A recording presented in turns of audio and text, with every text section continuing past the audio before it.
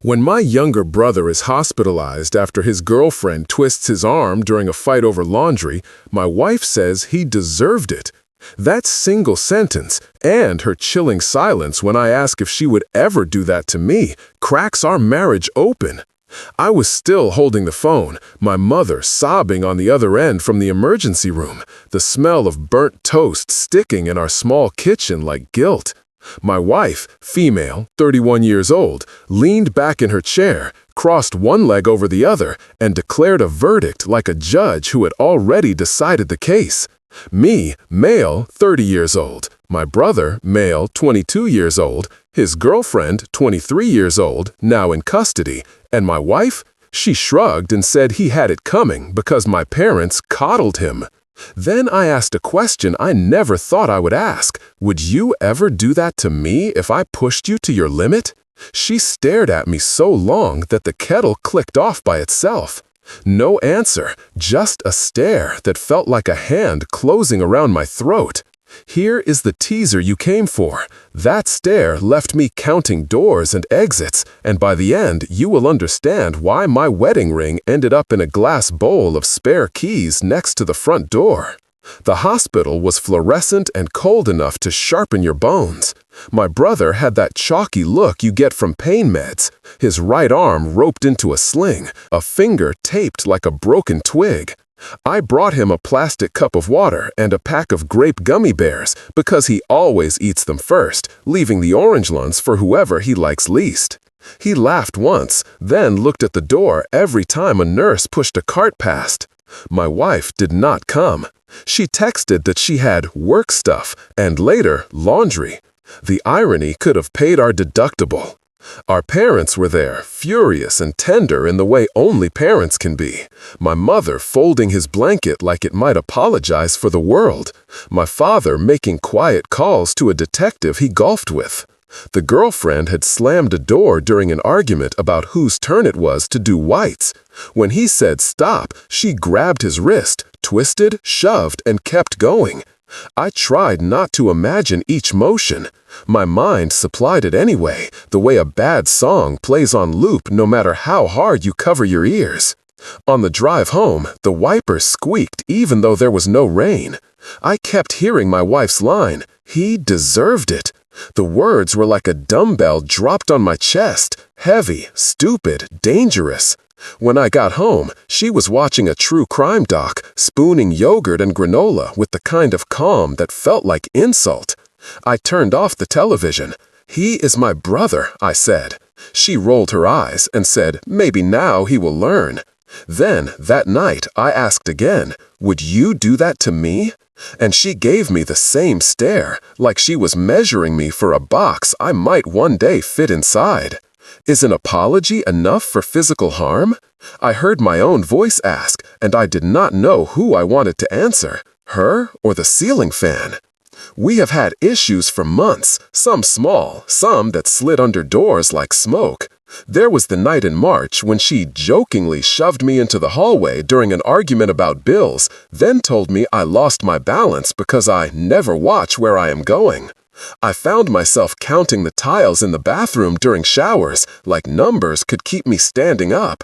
She said I was sensitive. I said I was tired. We both pretended that meant the same thing.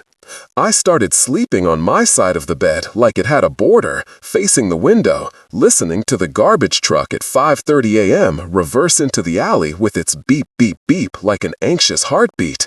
She stopped asking about my brother entirely, which felt like a door closing on a room I was still inside. I told my friend Tasha, female, 34 years old, co-worker with a laugh like a bell with dents. We met at a coffee shop that used too much cinnamon in their cappuccinos, the kind that stains the foam brown like a bruise.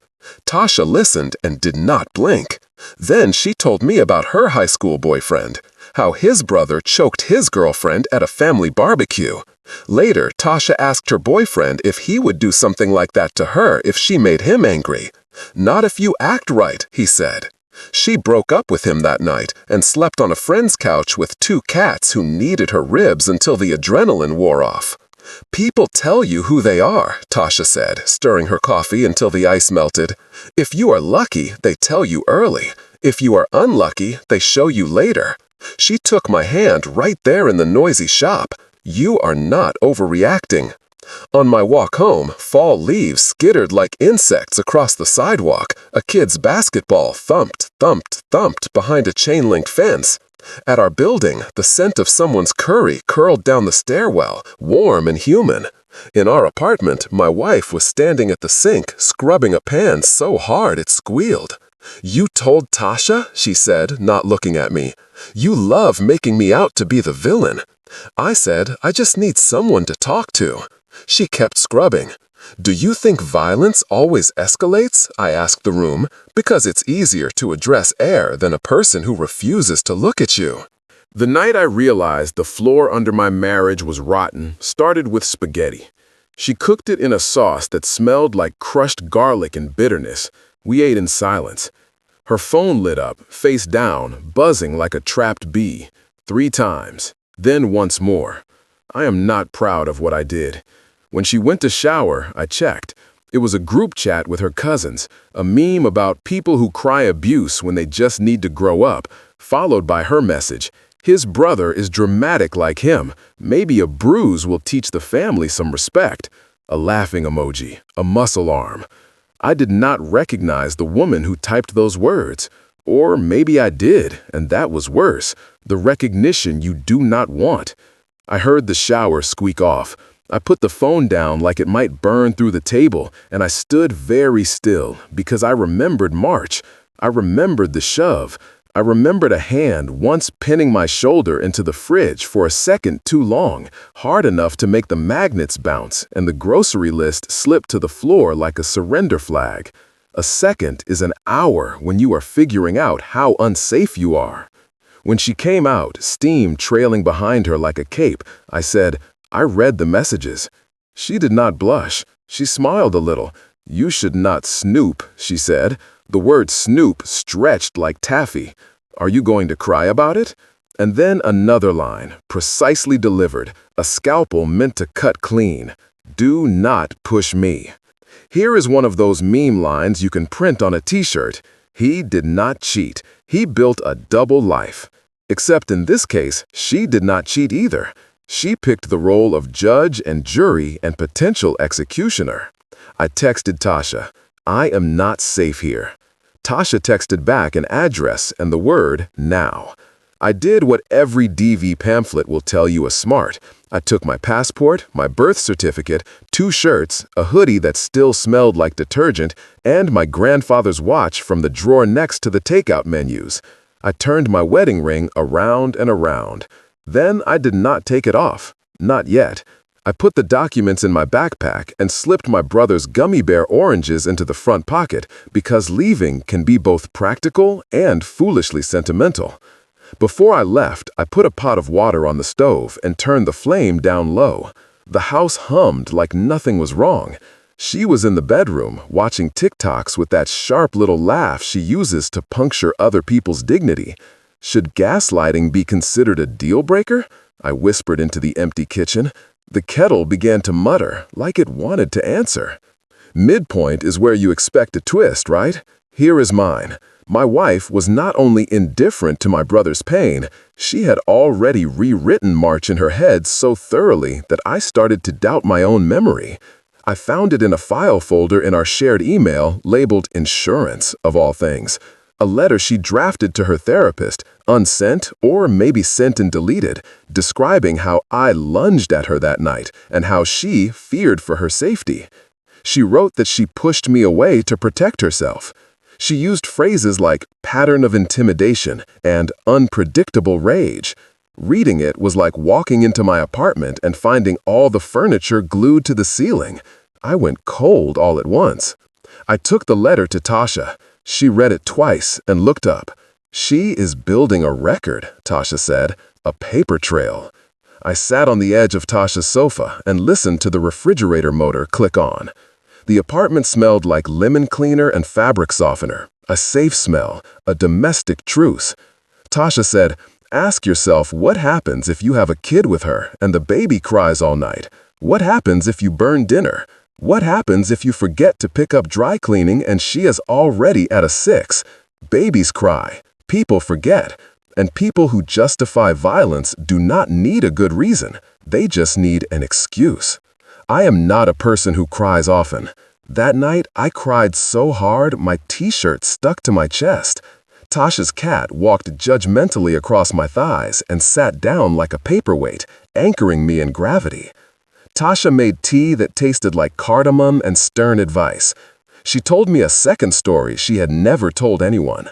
A coworker who asked her once, "Not if you act right, right?" when she confronted him about throwing a stapler at a wall. She quit that job. "Walls are practice targets," she said flatly. "No one accidentally practices." Sometimes life hinges on a mundane errand. Mine turned on a trip to the pharmacy the next morning for toothpaste because I had left mine at home. I saw my brother's girlfriend's mother there, of all places, in the aisle with the cough syrup. She looked wrecked, like sleep had broken up with her. She told me her daughter admitted everything, that she was sorry and ashamed and not like this usually. I heard myself say, "Isn't apology supposed to be enough? Is that how you measure harm?"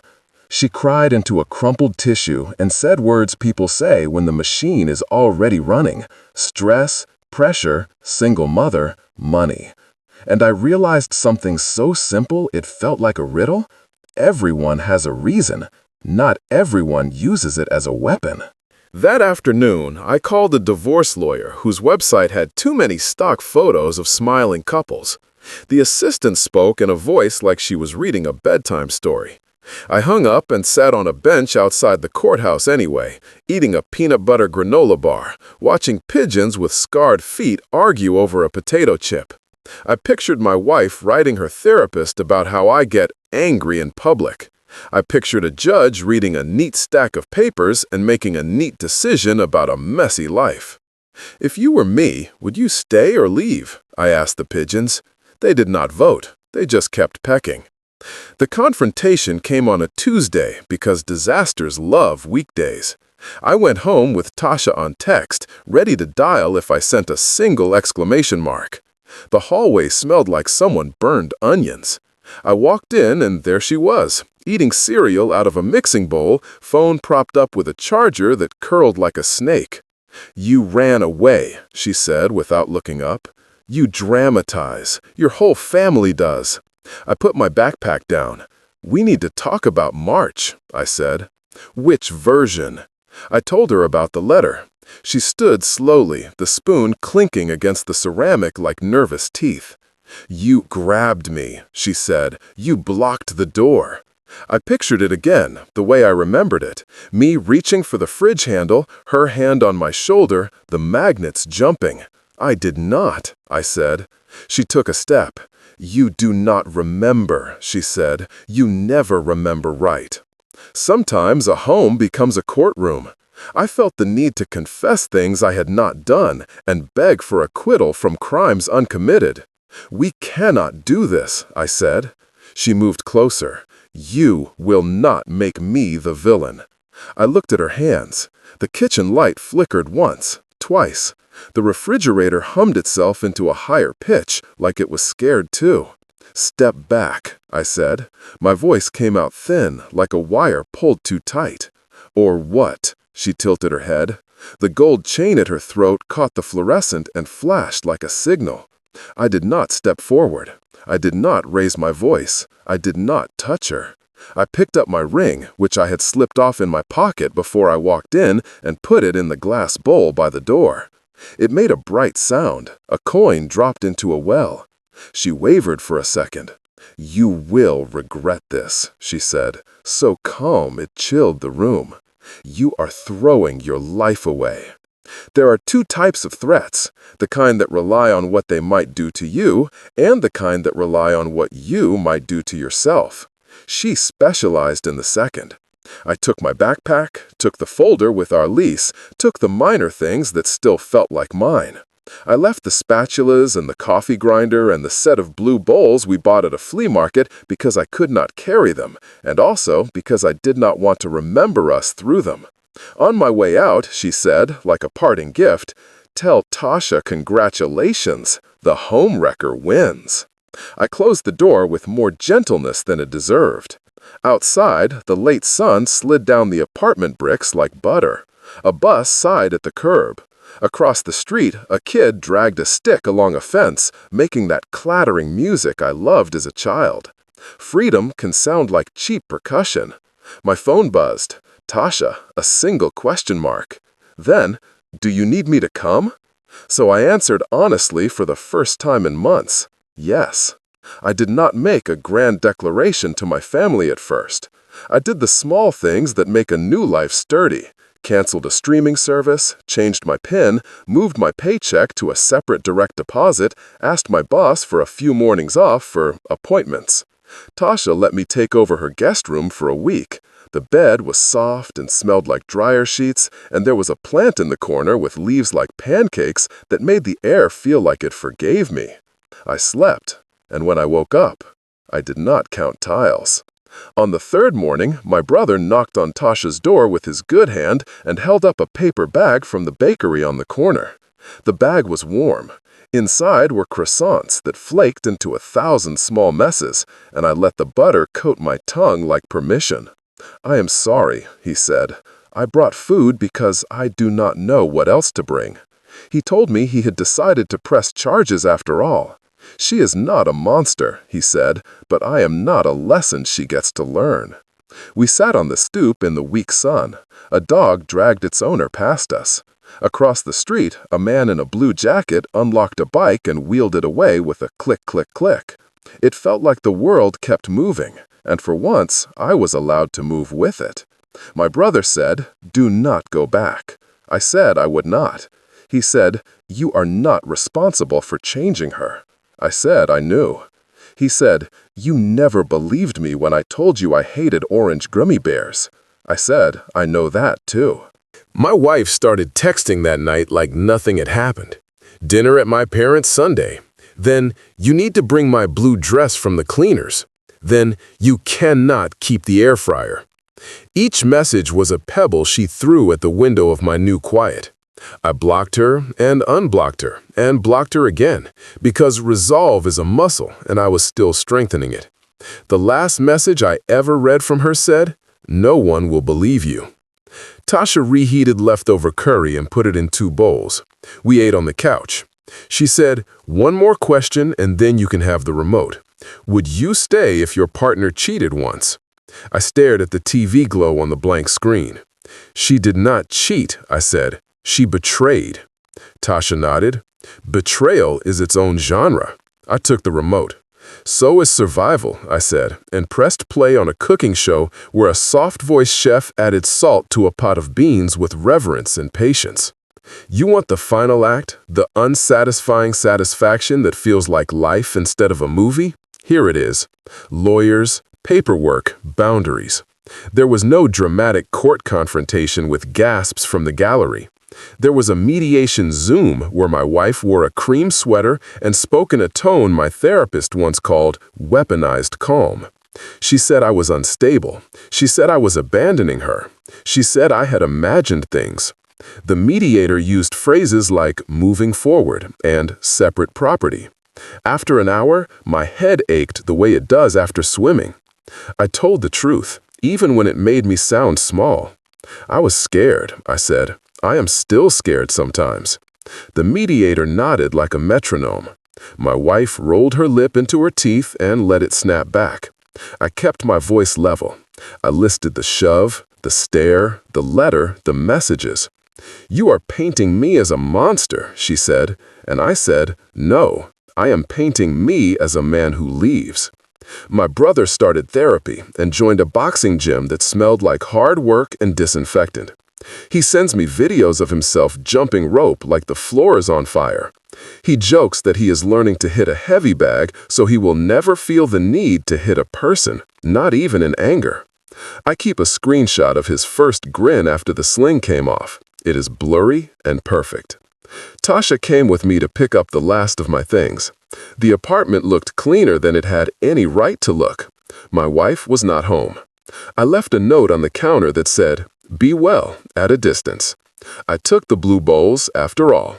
I took them because I wanted to eat cereal without thinking about threats. I took them because some objects can start over with you if you ask them nicely. That night, we three, me, my brother, and Tasha, ate takeout from styrofoam containers at my parents' kitchen table.